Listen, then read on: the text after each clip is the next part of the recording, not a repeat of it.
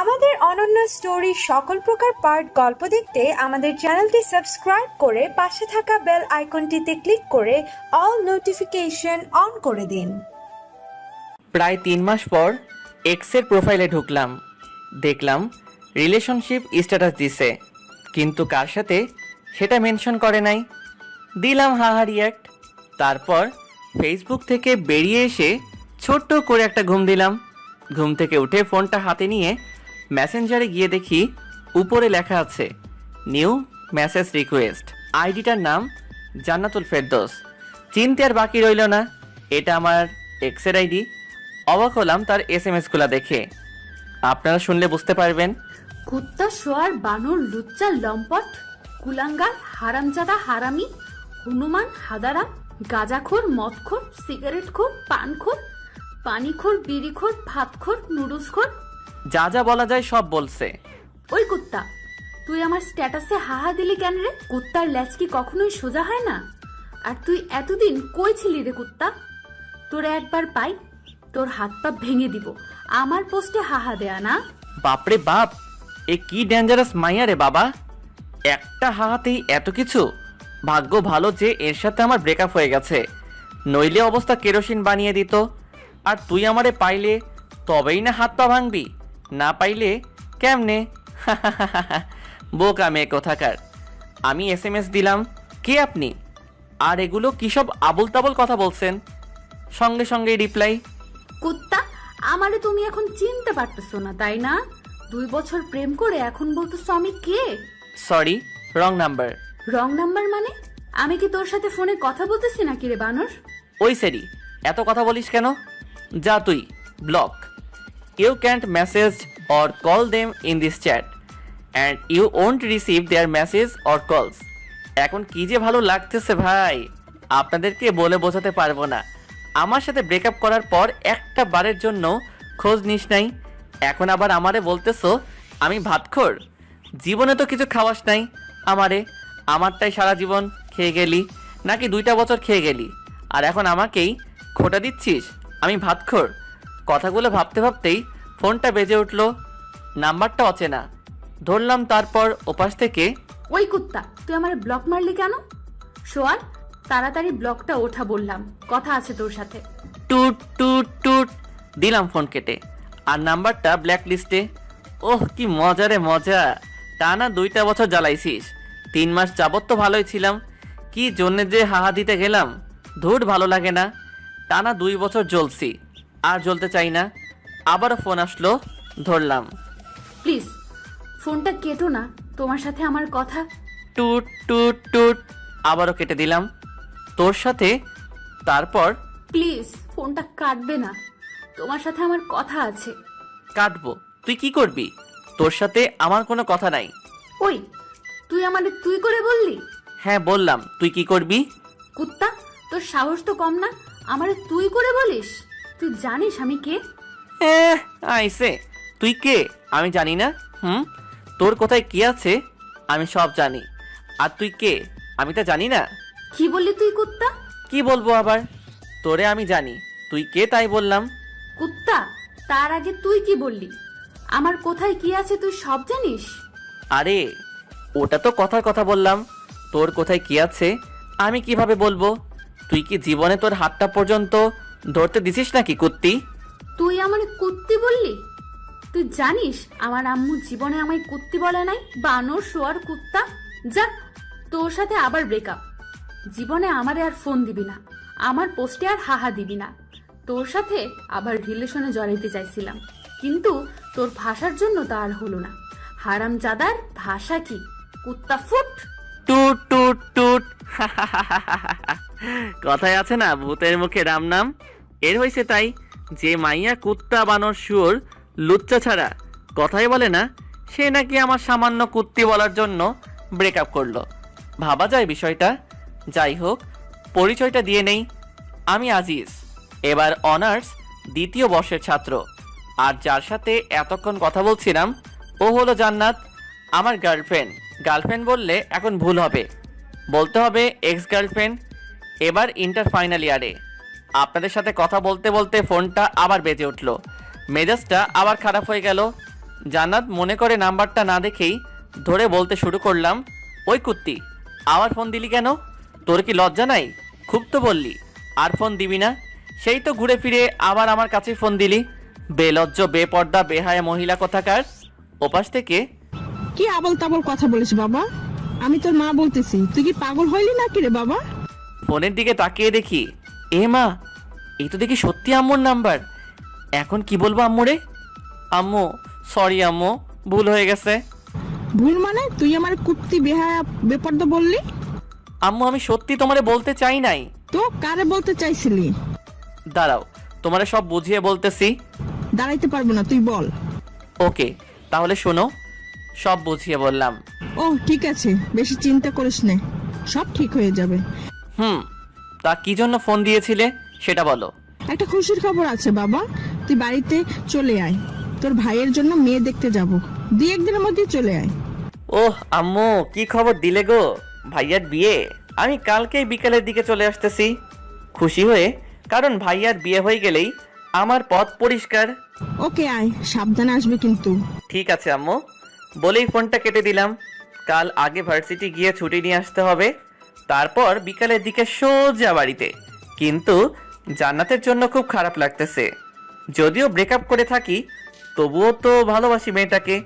অভিমানের বশে শুধু ব্রেকআপ করা। ব্রেকআপ করলেও তাও তো মেয়েটাকে একবার করে দেখতে পারি, কিন্তু বাড়িতে গেলে তাও তো দেখা হবে না। জান্নাতের সাথে আমার পরিচয় আমার বন্ধুর বোনের মাধ্যমে। সেদিন ছিল নাবিলার জন্মদিন, আমিও যাই সেদিন। বুলবুল আমার বন্ধুদের বাড়িতে। জান্নাতুলকে সেদিনই প্রথম দেখি, তারপর প্রপোজ, প্রেম, আর প্রেমের পর ব্রেকআপ। কি একটা জিনিস, তাই না? ওকে প্রপোজটা আমি করেছিলাম, আর ব্রেকআপটা করলো জান্নাত। পুরনো দিনের কথাগুলো ভাবতে ভাবতে কখন যে ঘুমিয়ে পড়েছি মনেই নেই। সকালে ঘুম ভাঙলো ফজরের আজানের আওয়াজ শুনে।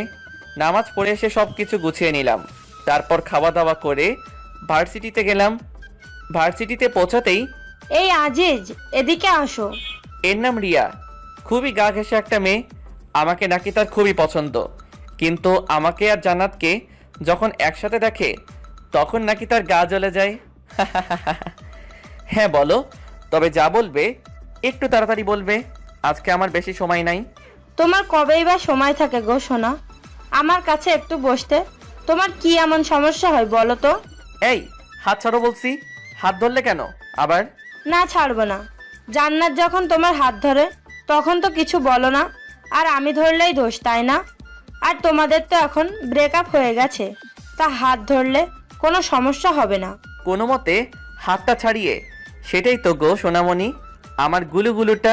রিয়া সোনা, তুমি তো এখন আমার হাতটা ধরে থাকবে, কিন্তু ওই যে বললাম আমার আজ একটু কাজ আছে, কাজটা সেরে এসেই আমার হাতটা তোমাকে দিয়ে দিব। কেমন রিয়া সোনা? একবার ছুটিটা নিয়ে আসি, তারপর তুই আমায় কেমনে পাস তা দেখা যাবে। রিয়া যেন খুশিতে অবাক, আমি যে ওর সাথে এত ভালোভাবে কথা বলবো বিশ্বাসই করতে পারে নাই। তুমি আমাকে সোনা বলবে আজিজ? হ্যাঁ গো সোনা, আরো কত কি বলবো।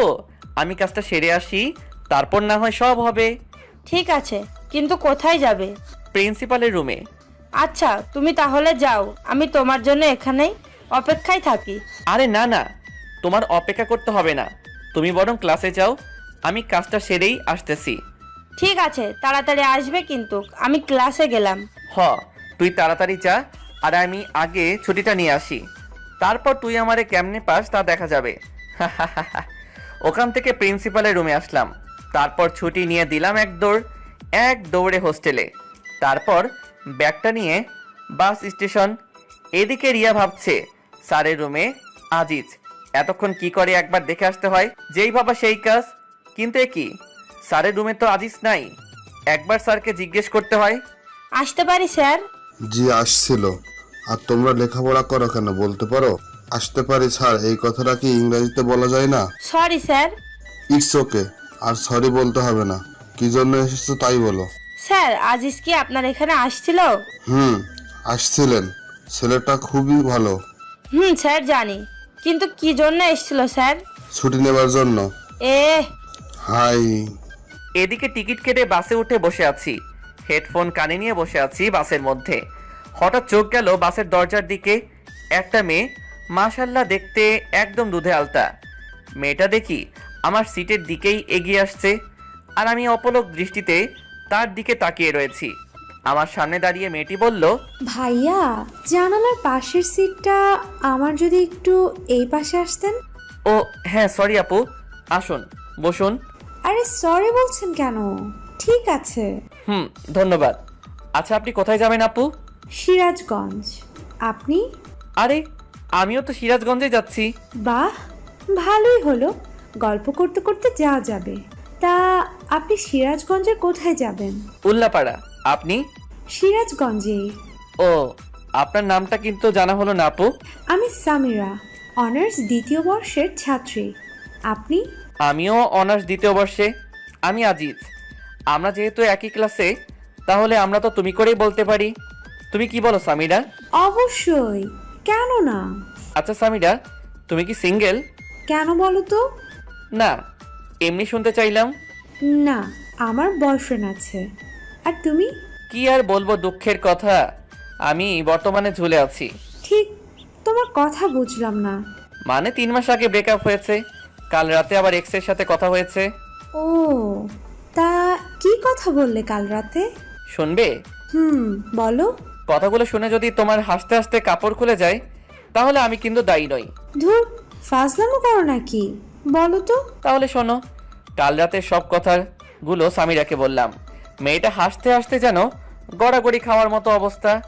আমার সব কথা শুনে সামিরা হাসতে হাসতে বলল, আজিজ, তুমি তাহলে ভাত খোর? তুমিও শুরু করলে নাকি? আরে না, এমনি মজা করলাম। হুম আচ্ছা আজিজ, একটা কথা বলবো। বলো। তুমি যদি ভাতখোর হও, তাহলে তুমি এত চিকন কেন? তোমায় তো দেখে মনে হয় না তুমি ভাতখোর। ধুর, ফাইজলামো করছো আমার সাথে? যাও, তোমার সাথেও কথা নাই। আরে আরে, রাগ করো কেন? আমি তো মজা করলাম। আচ্ছা সামিরা, ভাতখোর কাকে বলে বলতে পারবে? আমি কিন্তু এর মানেটা বুঝলাম না। ওটা তোমার গার্লফ্রেন্ডের কাছেই জিজ্ঞেস করো, আমি বলতে পারলাম না।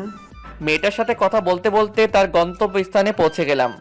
বাসের মধ্যে দুজন যতটা সময় একসাথে ছিলাম, সারাক্ষণ সামিরার মুখে হাসি ছিল।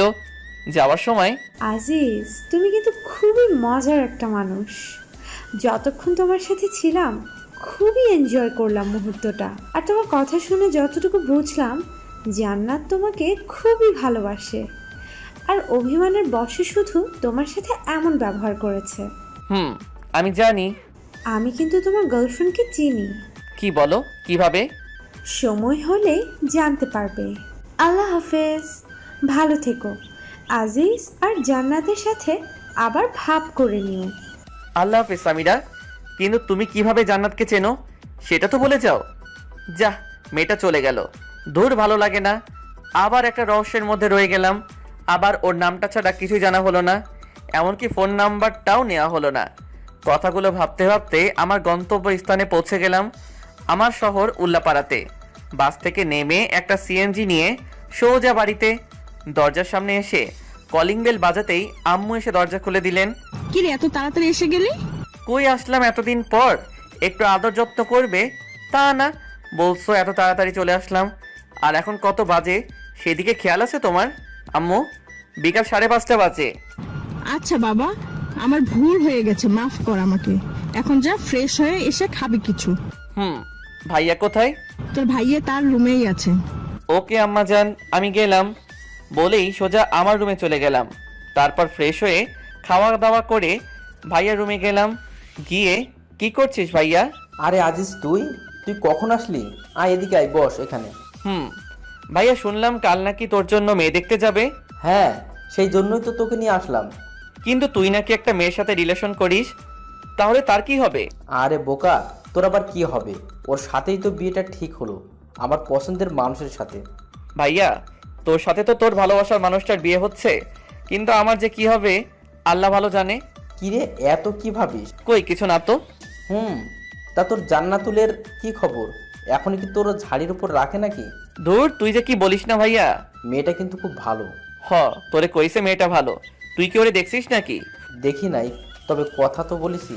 তুই থাক তোর কথা নিয়ে, আমি গেলাম। এখন ঘুমাবো। আবার ডাকতে যাস না যেন। কাল কখন যাবি? ভাবিকে দেখতে, তাই বল। সকাল 10টার দিকে। ওকে বাই বলেই আমার রুমে চলে আসলাম। সারা দিন অনেক ধকল গেছে, এখন একটু ঘুমাই। হঠাৎ করে ঘুমটা ভেঙে গেল। টেবিলের দিকে তাকিয়ে দেখি জান্নাত। জান্নাত সাজগোজ করতেছে। আমি তো দেখেই অবাক। ঠোঁটে হালকা লিপস্টিক, চুলগুলো খোপা করা, পরনে একটা কালো শাড়ি। আমি দেখে যেন মুগ্ধ হয়ে ওর দিকে তাকিয়ে আছি। আমার তাকিয়ে থাকা দেখে জান্নাত বলল, কি দেখো অমন করে? তোমাকে তোমাকে একদম পরীর মতো লাগছে। যা দুষ্টু, ওইভাবে কেউ বলে? আমার বুঝি লজ্জা করে না? আমার কাছে আবার কিসের লজ্জা শোনা? আসো, কাছে আসো, আজ তোমার সব লিপস্টিক খাবো। বলেই হাত ধরে একটানে বুকে নিয়ে আসলাম। হাই, এই কি করো? দেখো কি করি। বলেই জান্নাতের ঠোঁটে আমার ঠোঁট চোখ বুঝে ডুবিয়ে দিলাম।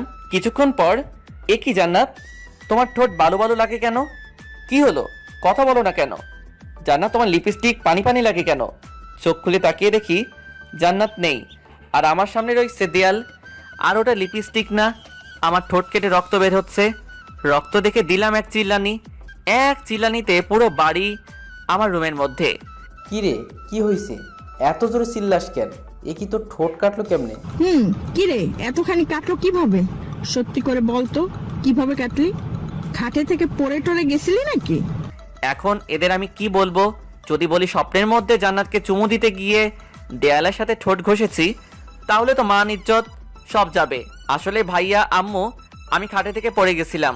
তোমরা তো জানোই আমার ঘুমের মধ্যে এপাশ ওপাশ করার স্বভাব আছে। সাবধানে ঘুমাতে পারিস না? খুব বাসলাম। কি একটা কাণ্ড হয়ে গেল বলুন তো। এই জান্নাত কি ঠিক মতো ঘুমাইতেও দেবে না? স্বপ্নের মধ্যে কত সুন্দর একটা ব্যবহার করলো, কিন্তু সামনাসামনি ওরে বাবা, একদম পেতনি। জান্নাত সবার সাথে ভালো ব্যবহার করে, শুধু আমার বেলায় এমনটা করে কেন বুঝি না। হয়তো ভালোবাসার মানুষটার প্রতি একটু বেশি অধিকার খাটাতে চায়, তাই আমার সাথে এমন করে। কথাগুলো ভাবতে ভাবতে কখন যে ঘুমিয়ে গিয়েছি খেয়ালই নাই। ঘুম থেকে উঠে ফজরের নামাজটা পড়ে খাওয়া দাওয়া করে রেডি হয়ে ভাইয়ার জন্য মেয়ে দেখতে চলে আসলাম। তারপর যা দেখলাম, মোটেও তা দেখার জন্য প্রস্তুত ছিলাম না। কারণ তা হলো বিশেষ দ্রষ্টব্য। ভুল ত্রুটি ক্ষমা ও সুন্দর দৃষ্টিতে দেখবেন। আর ভালো লাগলে লাইক কমেন্ট করে সাথে থাকবেন। আপনাদের লাইক কমেন্ট দেখলে মনে হয় গল্পটা আপনাদের ভালো লেগেছে এবং আপনারা গল্পটা পড়েছেন, আর তাতে করে আমারও পরবর্তী পর্বটা দেওয়ার আগ্রহ বেড়ে যায়।